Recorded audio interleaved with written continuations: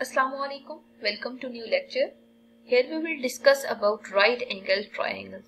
ठीक है?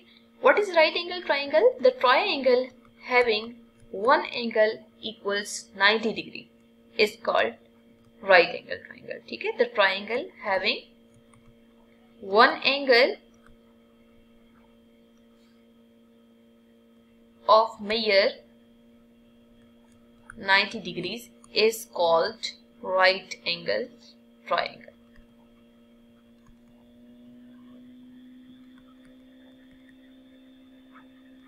अब देखिए कोई भी ट्राइंगल है ना, जैसे यहाँ पे हम ए बी सी मार्क करते हैं और इसको प्रॉपर ट्राइंगल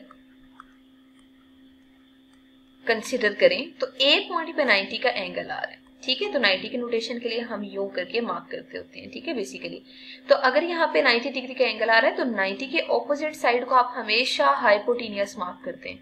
ठीक है, और उसके अलावा फिर जो बेस है वो हम इसको ए बी को कंसिडर करें और परपेंडिकुलर बेसिकली ए सी को कंसिडर कर रहे हैं। तो बेसिकली यहाँ पे हमेशा याद रखिएगा by Pythagoras theorem, Pythagoras theorem के अकॉर्डिंग हाइपोटेनियस का स्क्वायर इक्वल होता है base square plus perpendicular square के। ठीक है, तो बेसिकली अगर हम ये फॉर्मूला लिख लेते हैं ना तो it will be easy for us to find the condition of right angle triangle. तो यहाँ पे देखें हाइपोटेनियस किसके इक्वल है, बी सी के इक्वल है। ठीक है, फिर बेस ए बी आर है और नेक्स्ट आपके पास ए सी इज परपेंडिकुलर। तो जब हम क्वेश्चंस को सिंप्लीफाई करते हैं ना, जैसे 3 पॉइंट्स आपको गिवन हो तो वो 3 पॉइंट्स इक्वल ट्राइंगल को भी रिप्रेजेंट कर सकते हैं, आइसोसेलेस को भी कर सकते हैं और राइट एंगल ट्राइंगल को भी। तो प्रीवियस लेक्चर्स में हम डिस्कस कर चुके हैं कि इक्विलेटरल में तीनों साइड्स इक्वल होती हैं, आइसोसेलेस में 2 साइड्स इक्वल होती हैं। ठीक है, लेकिन जब आप सॉल्व करते हैं ऐसा भी पॉसिबल है कि आपके पास जो ट्राइंगल है वो राइट एंगल ट्राइंगल बन रही हो। तो राइट एंगल ट्राइंगल की कंडीशन ये होती है कि किसी एक साइड का स्क्वायर बाकी दोनों के स्क्वायर के सम के इक्वल होगा। ठीक है, व्हाट डज इट मीन, यहाँ पे जब आप सॉल्व करेंगे ना तो हाइपोटेनियस सबसे बड़ी साइड होती है। ठीक है, तो यहाँ पे लिख लेते हैं हाइपोटेनियस इज ग्रेटेस्ट साइड, हमेशा इसकी जो मेजरमेंट होती है वो सबसे ज्यादा होती है। ठीक है, तो बेसिकली हाइपोटेनियस का स्क्वायर अगर बाकी दोनों के स्क्वायर के सम की फॉर्म में आप लिख सकते हैं तो तब ये राइट एंगल ट्राइंगल होगी। ठीक है, तो अब हम ऐसा करते हैं, यहाँ पे 3 पॉइंट्स मार्क करते हैं और चेक करते हैं कि वो अगर राइट एंगल ट्राइंगल को रिप्रेजेंट कर रहे हैं तो फिर आपके पास किस तरह की कंडीशन यहाँ पे होल्ड करनी चाहिए। तो इसके लिए सबसे पहले हम यहाँ पे 3 पॉइंट्स कंसिडर करते हैं और प्रॉपर क्वेश्चन लिख लेते हैं, check whether O that is basically 0 0, P that is -3 and 0 and the last one is Q 0 2 are vertices of right angled triangle or not।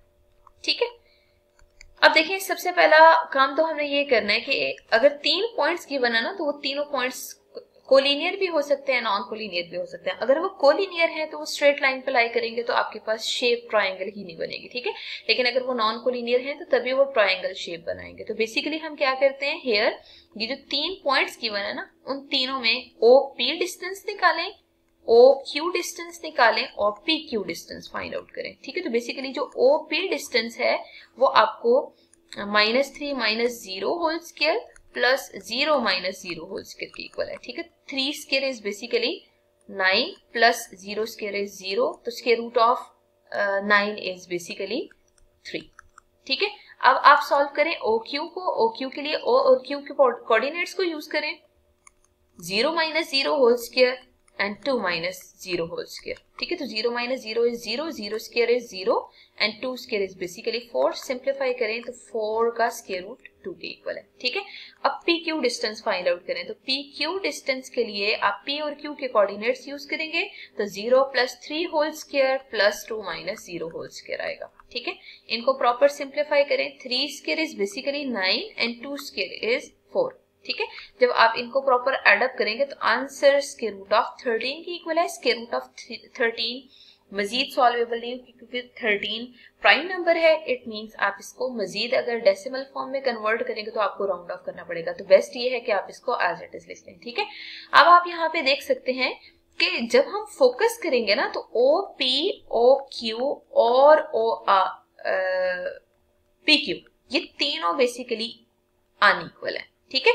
अगर ये अनइक्वल है तो फिर हमें यहाँ पे मजीद चेक करने की जरूरत है कि इनमें सबसे बड़ी साइड कौन सी है। तो सबसे बड़ी साइड तो स्क्वायर रूट ऑफ 13 ही आ रही है, तो स्क्वायर रूट ऑफ 13 को चेक करें कि बाकी दोनों के सम की फॉर्म में आप लिख सकते हैं ये नहीं, तो बेसिकली स्क्वायर रूट ऑफ 13 2 + 3 के सम के इक्वल भी नहीं है, ठीक है। तो ये नॉन कोलिनियरिटी को डिफाइन कर रही है, ठीक है। अगर ये नॉन कोलिनियर है ना तो बेसिकली इसी वजह से हम चेक करेंगे कि राइट एंगल ट्राइंगल को रिप्रेजेंट कर रहे हैं या नहीं, ठीक है। तो ओ पी, ओ क्यू और पी क्यू, इन तीनों पॉइंट्स को हम चेक करते हैं मजीद कि इन पे किस तरह की कंडीशन होल्ड करनी चाहिए, ठीक है। तो बेसिकली हमने राइट एंगल ट्राइंगल की कंडीशन के लिए देखा था कि इसमें एक एंगल 90 के इक्वल होना चाहिए, ठीक है। अगर एक एंगल इसमें 90 होना चाहिए ना तो बेसिकली हमें ये पता नहीं है कि एंगल 90 कैसे फाइंड आउट करेंगे। तो एंगल 90 तो वैसे भी हम वेरीफाई नहीं कर सकते। आपको अगर एक ट्राइंगल गिवन है, उसमें अगर राइट एंगल ट्राइंगल की कंडीशन होल्ड कर रही है तो बेसिकली उसमें हाइपोटेन्यूज का square base square plus perpendicular square के इक्वल होना चाहिए। तो हम ऐसा करते हैं कि इनमें ओ पी जो आपके पास इक्वल है 3 के, ठीक है, और ओ क्यू लिख लें जो कि 2 के इक्वल है, और पी क्यू लिख लें जो कि स्क्वायर रूट ऑफ 13 के इक्वल है, ठीक है। अब आप ये देखें कि यहाँ पे कहीं ऐसा तो नहीं है कि स्क्वायर रूट ऑफ 13 का होल स्क्वायर 3 स्क्वायर और 2 स्क्वायर के इक्वल आ रहा है, ठीक है। जरा चेक करें, square root will be cancelled out, answer is 13 और 3 स्क्वायर इज 9, 2 स्क्वायर इज 4, तो 13 13 के इक्वल आ रहा है। अगर 13 13 के इक्वल आ रहा है ना तो बेसिकली आप यहाँ लिख सकते हैं कि अगर पाइथागोरस थ्योरम होल्ड कर रहा है, ठीक है, अगर पाइथागोरस थ्योरम होल्ड कर रहा है तो इट मींस ये राइट एंगल ट्राइंगल है। लेकिन आपको कैसे पता चलेगा कि यहाँ पे 90 का एंगल किस पॉइंट पे बन रहा है? तो देखिए यहाँ पे स्क्वायर रूट ऑफ 13 क्या है, पी क्यू है, ठीक है। तो जरा यहाँ पे फोकस कीजिएगा।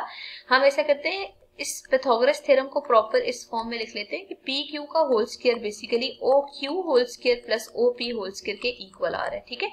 अब देखिए हम एक ट्राइंगल कंस्ट्रक्ट करते हैं, उस ट्राइंगल में प्रॉपर आप मार्क कर दें पी क्यू। अगर ये लेट्स सी पी क्यू है और ये हाइपोटेनियस है तो आपको पता है कि हाइपोटेनियस के ऑपोजिट साइड पे हमेशा 90 का एंगल होता है, ठीक है। मतलब यहाँ पे ऑपोजिट जो वर्टेक्स आ रही है ना, इस पे 90 का एंगल बनेगा। तो बेसिकली ये कौन सा पॉइंट होगा, आपने पी क्यू तो मार्क कर लिया, this is O, it means O point पे 90 का एंगल आ रहा है। तो बेशक आप यहाँ मार्क कर दें कि measurement angle P O Q basically जो है वो 90 डिग्री की इक्वल है। क्यों 90 डिग्री की इक्वल है? क्योंकि यहाँ पे आप पाइथागोरस थ्योरम को वेरीफाई कर चुके हैं, ठीक है। तो अब आप लिख सकते हैं hence O P and Q are vertices of right angled triangle.